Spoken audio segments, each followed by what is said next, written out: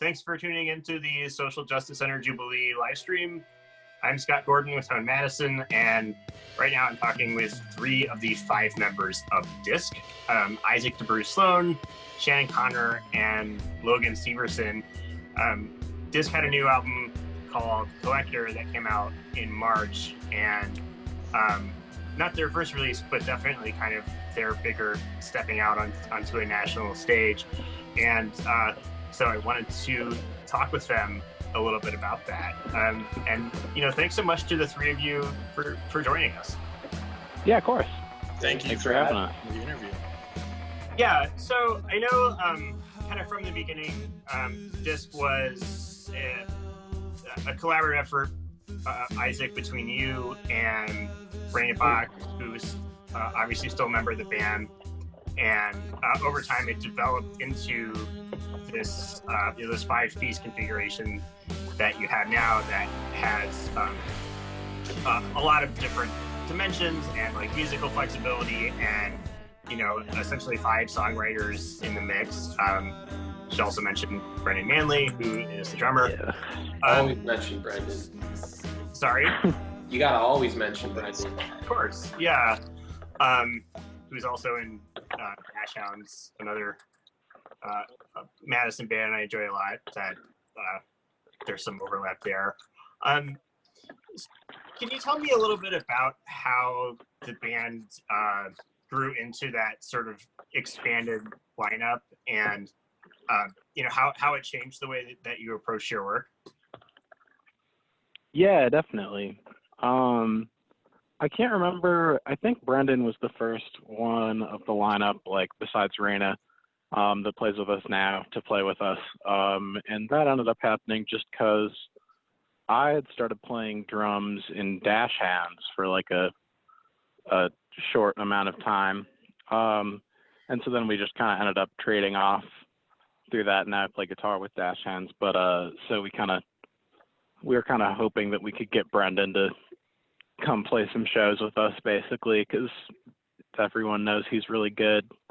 And I think that's kind of the first. So that helps too. Like, it's just a statistical inevitability he's going to be in. Yeah, it's true. Yeah, you're basically right on that.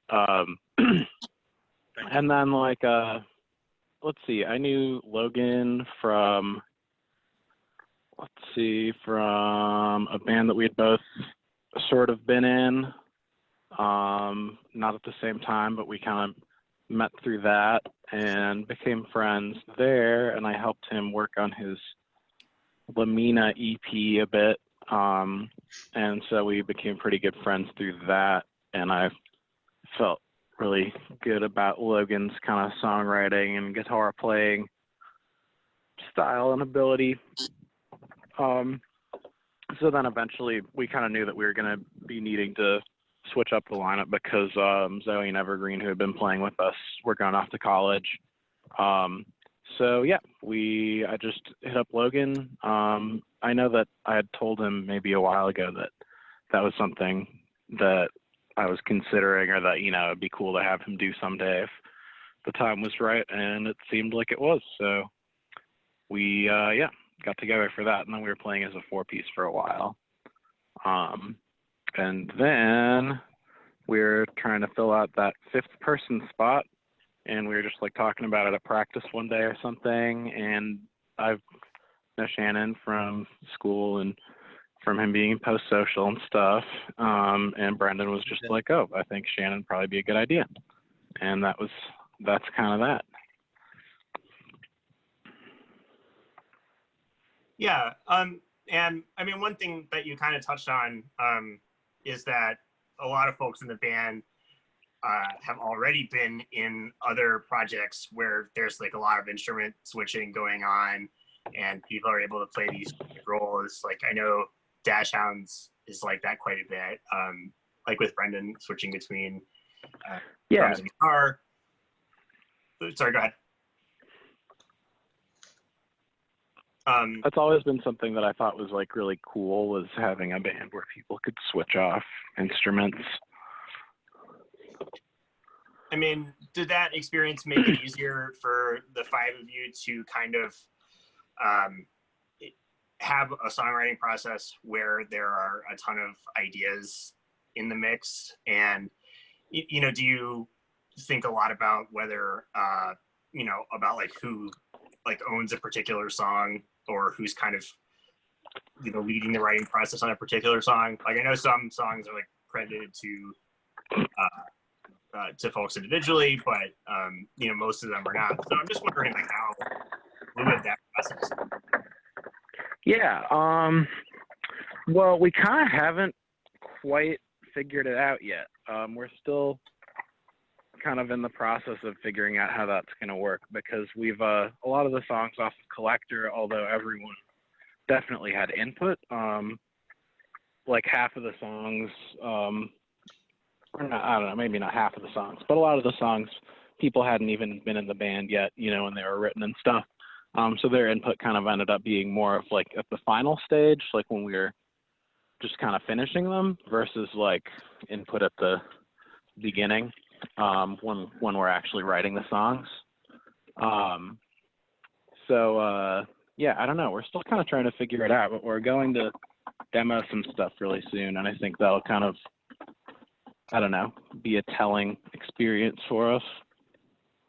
I think that there are examples of us all working together on some stuff, and I think that like kind of coming off of your point, like is it easier because there's that ability to switch off instruments and stuff? I think it is easier because I think that everybody has like a sort of understanding of I can hear Isaac kayaking. I was just in a little tough spot there for a second, but I'm out now. I see. I was about to ask if you were capsizing. Yeah. It could have happened, but it didn't. But anyways, yeah. I think that everybody has a pretty good understanding of the different elements that make up a song, So I think it's easy to translate things pretty quickly. Yeah, I definitely agree with that. I feel like it was a really big plus that all of us had already spent a long time like being in bands and stuff. So we kind of didn't have to figure all that out as much as, when people like start their first band together or, something like that. Yeah. But I mean, I'm Really Trying, which is credited, I believe, to Shannon, and then Loneliness, which is credited to Logan. Those both fit well within the broader flow of the album, even though it sounds like maybe there were, slightly different origins and processes. And like Isaac said, some of this material existed before, Shannon and Logan joined the band. I will say that my song is actually Gentle, not Loneliness. I wish my song was Loneliness. Oh God, I'm sorry. Oh damn. It's all good. I had a brain fart while looking at the track thing. Yeah.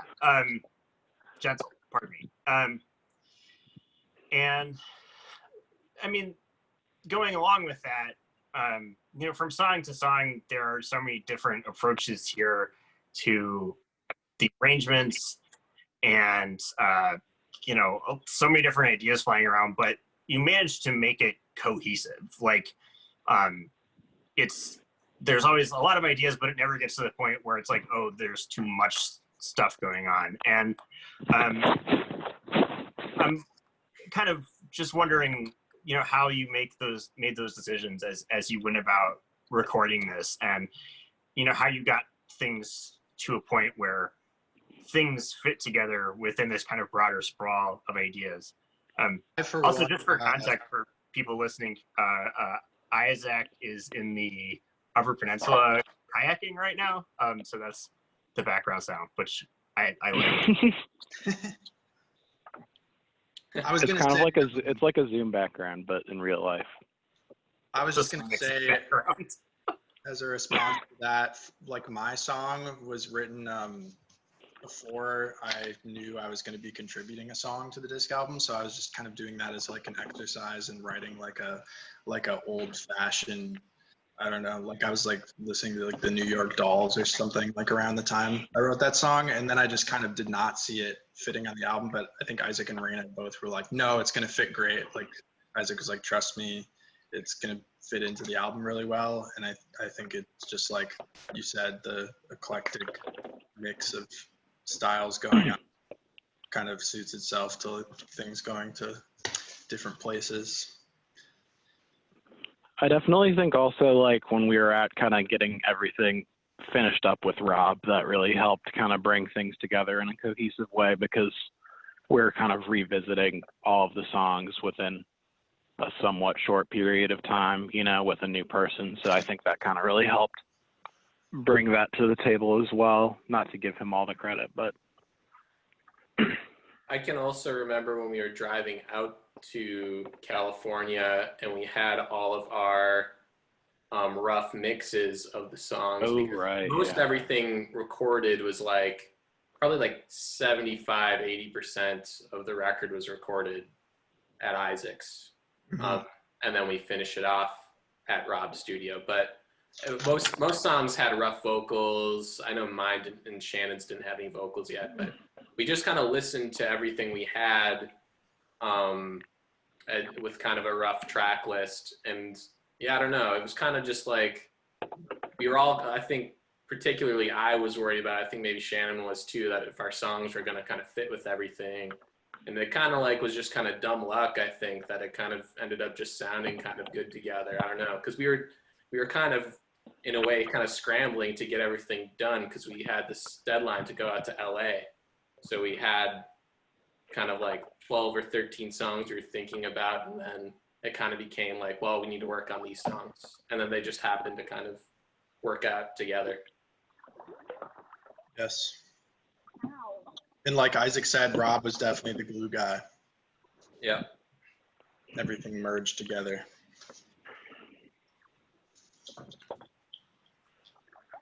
Yeah, and I know that you all talked before about, you know, a previous attempt to do some recording with a different producer. There's a lot of interesting stuff about this in Isma's story a while back. Yeah. And I'm sure you touched on this a bit with Tom, of course, already. But you know, I'm wondering, did that whole like process that didn't work out kind of help inform how you went about things the second time? And you know, were there any like kind of good things to come out of that failure that you were able to learn from and kind of move forward with? Yeah. I mean, like, let me think here. I'm going around a corner right now. But no, I got this. So yeah, I think like, I don't know, we definitely learned to be like quite a bit more assertive, even though it's kind of hard to do that with Rob. And we probably could have been more so, but I don't know, I'm a very beta person, so like probably did as much of that as I possibly could. And like, I don't know, it was kind of nice to have like an experience in a big studio like that, and just kind of know that we're not actually going to have to worry about, you know, the product that comes out at the end, because we didn't end up doing anything with it.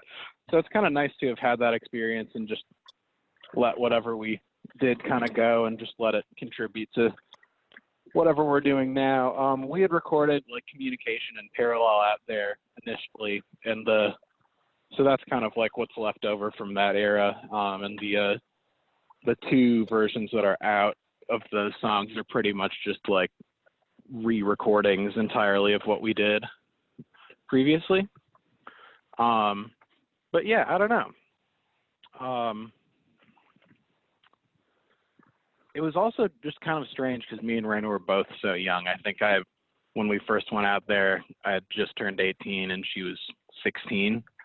So we really didn't quite know how to function in that kind of environment, especially with like kind of toxic, manipulative people.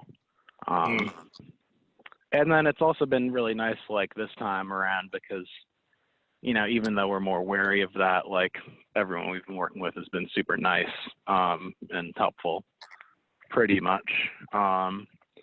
So, yeah. Yeah, and I did want to go back to the Communication and Parallel single. Those two songs aren't on the album, so this this is a single that stands alone in a nice way. And I'm wondering, if that recording felt like a big turning point for you in terms of how the band could sound, because I liked the disc one thing that you put out in 2016 early on, and it had a lot of interesting ideas going on, but there was when I heard Communication for the first time, there was like this clarity and this bigness to it that worked really well. And I was like, from my perspective, it was like, oh, this is clicking for me, and I can totally see what this band is trying to do now. And it's like coming through with like a lot of force. And so I'm wondering, if from outside that kind of feels like a turning point, but I'm wondering what that feels like for you all. No, you're definitely right on with that. I think I don't know, I'm still really fond of that song. I think it's one of the better songs I've ever written, and it was kind of a point where once we had that done, and because we didn't have Parallel finished for quite a while before that, I think we had actually announced that Parallel was the B-side before it was even finished. So anyway, yeah, I don't know. I thought that was kind of, at that point, it was really nice to have something that, like, this kind of feels like it sounds like us, and we can not, like, try and make every song sound like that, but sort of use it as a rough template for, like, I don't know, the spirit of the band and all that. All right.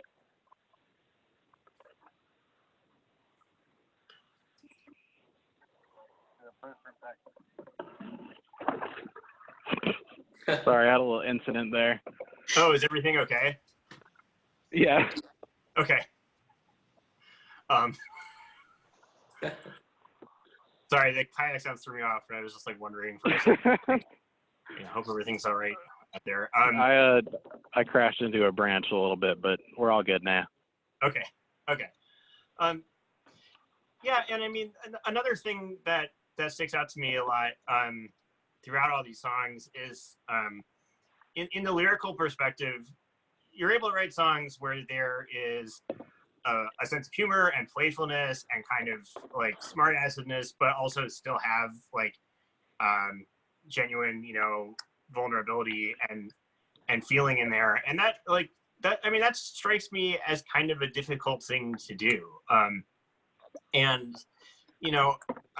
I'm wondering like how these songs resonate emotionally for you and what they capture, because I feel like they allow for people to kind of take away different feelings.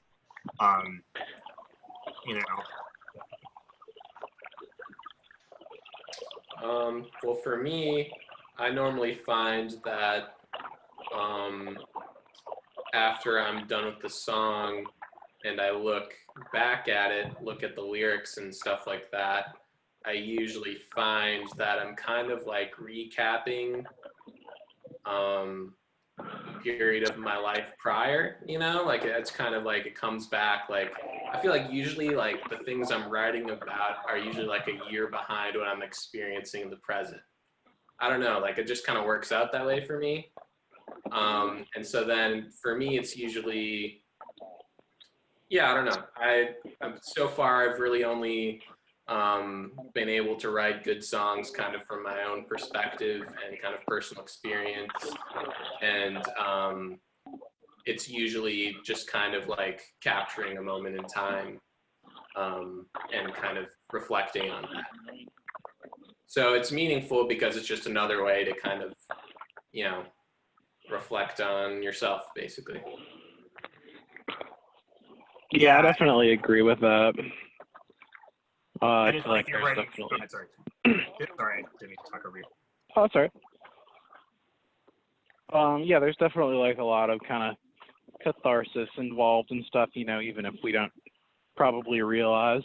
Like I definitely try to write songs about other things, but usually like the most natural things for me to write songs about is like, you know, whatever problems I'm kind of going through at the time or something that's happened to me recently, kind of like Logan said.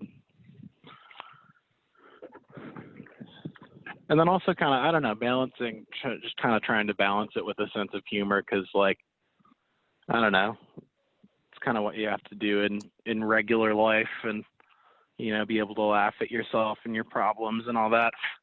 Yeah, I went heavy-handed on the corniness in my lyrics, definitely. Like, I just leaned into it, and it felt good. Into corniness? Yeah, just like not being afraid of cliches, because I figured the song was already kind of like a send-up of like some older kind of rock and roll style or something. So I was just like, screw it, I'm just gonna do like the most cliche relationship failure lyrics I can, you know? It works. And it was very cathartic, so it's good.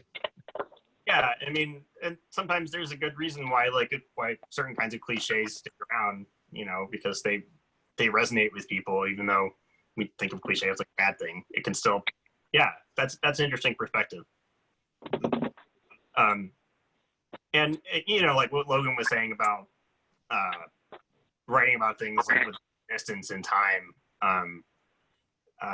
I think is really interesting, you know, because I mean, are you talking about that in the sense of kind of being able to like look back a little bit on your past self now that you like have picked up a little more understanding or wisdom of whatever that situation was? Yeah, I mean, I think like usually when I start writing a song, I don't really know what it's about really yet. And then, yeah, I don't know. I guess I'm just kind of like writing what I'm feeling, and then you can look back on it and you're like, oh, that's what this is about. And then it allows kind of, yeah, I don't know, it just kind of like allows a way to, like for me, I think that like one of the most powerful things about music, right, is that like it allows people to kind of, you usually have all this association with music when you listen back to a song, and it brings you to a certain part, you know, not even if you're just your favorite songs, you know, not that you're writing them necessarily. And so I think that there's an aspect, maybe not super consciously, but like when you're writing music of like trying to capture moments and maybe making something that like will do that for other people as well. Yeah.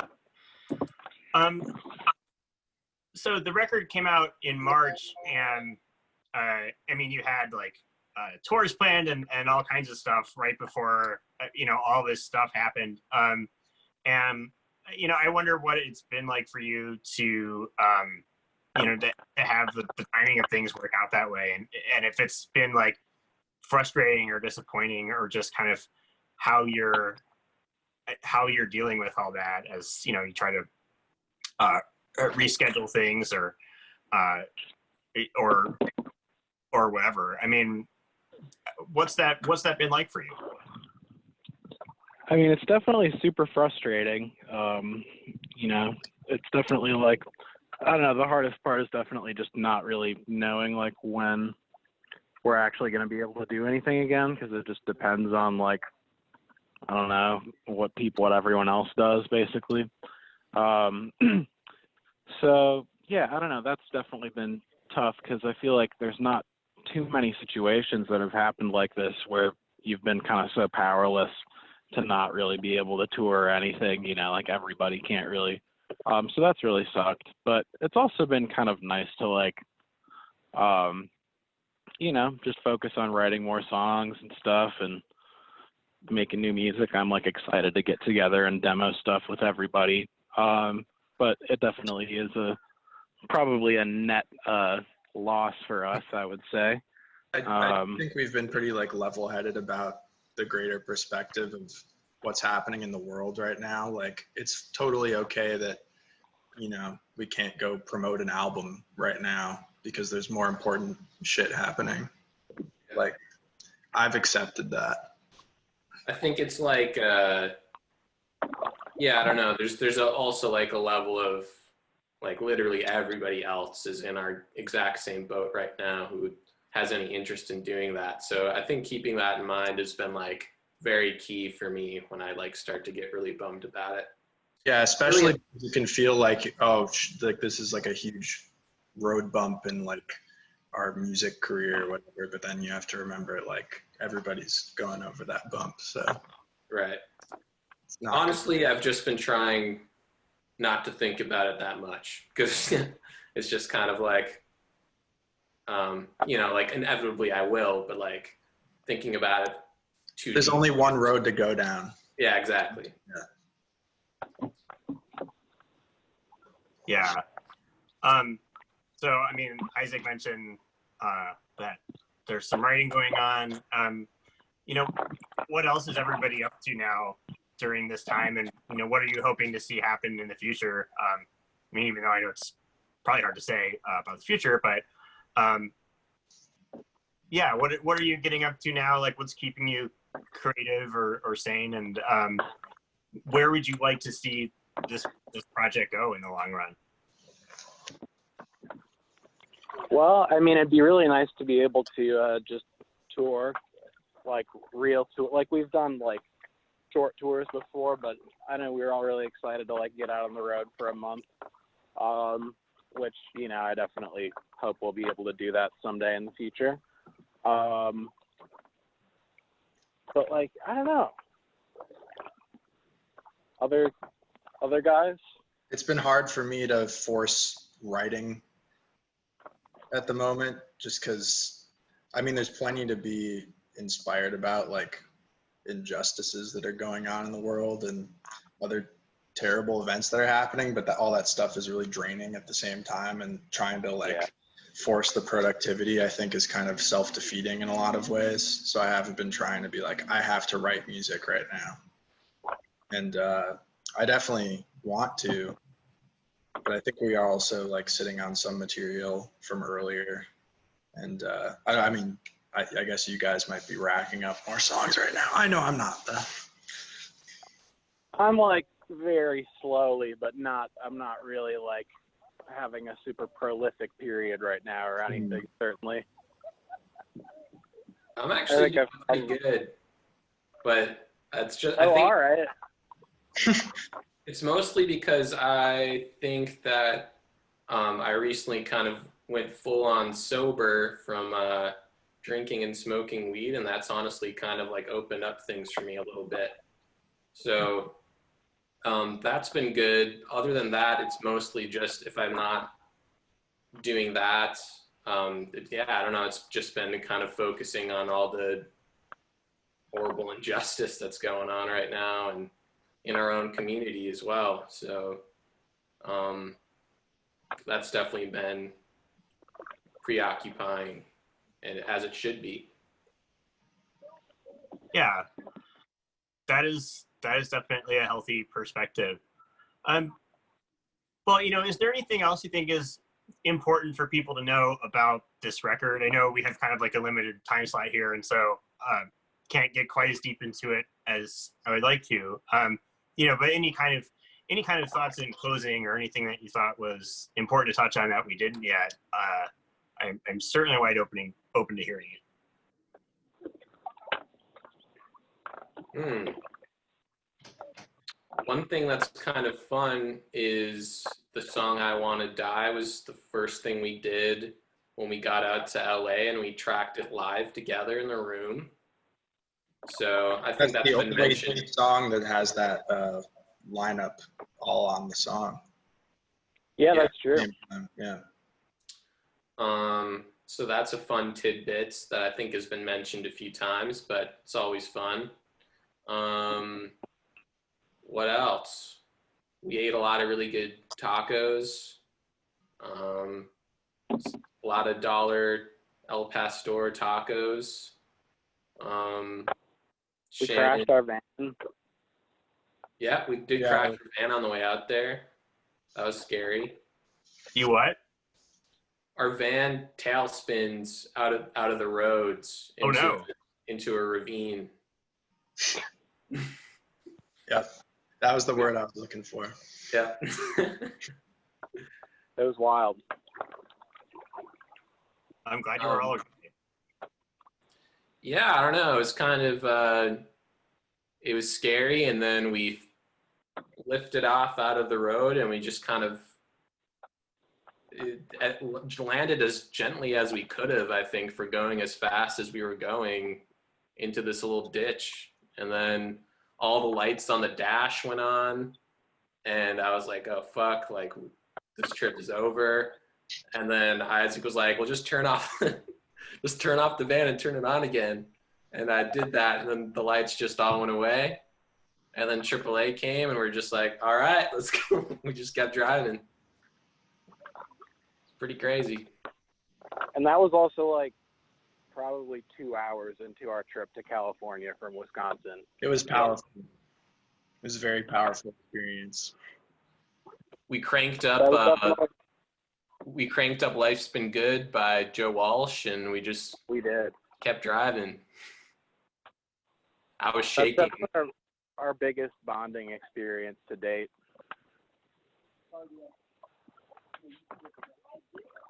In terms of, yeah, I don't know, sheer terror, absolutely. Wow. Well, God, I'm sorry you went through that, but I'm glad you got out of it safely. Well, yeah, thanks to the three of you for joining me to do this, especially on such short notice. And yeah, I really appreciate it, and you know, I hope you're able to kind of get back to things sooner than later. And yeah, just thank you all again. Thanks. Thank you. Thank you. All right, y'all take care. Have a good aquatic journey. Thank you. All right. Good night. All right, take care. All right. Bye.